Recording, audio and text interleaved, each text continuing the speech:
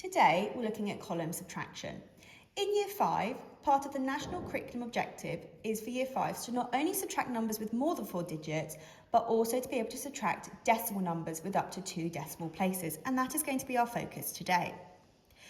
If we look at our number sentence, we have our minuend of 83.68, and we are subtracting it from our subtrahend of 25.41, and we're looking at the difference of these two numbers.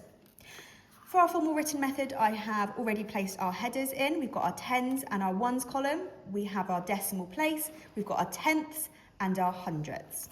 What I'm going to do is I'm going to take my minuend and place that first, being careful of my place value to make sure that is accurate. Placing my subtraction sign to the left and then putting in my subtrahend. Using a ruler, I place those 2 lines underneath which represent our equal sign.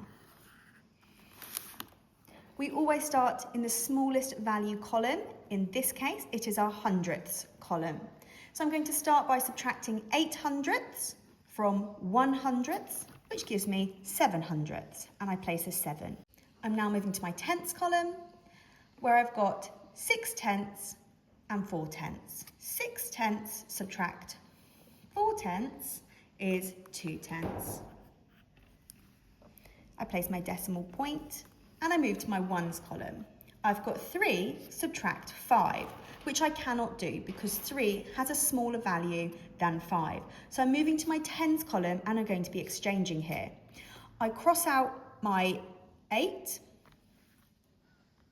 place a 7, and I'm going to place a 1 next to my 3. That 1 represents the exchange of 1 10 for 10 ones. So I now have 13 subtract 5, which gives me 8. I look to my tens column. I no longer have 8 or 80 in my tens column. I now have that 7 representing 70. 70 subtract 20 is 50. Going back to my number sentence, looking at the difference between my two numbers here. So I've got my minuend of 83.68 subtracting my subtrahend of 25.41, giving me the difference of 58.27.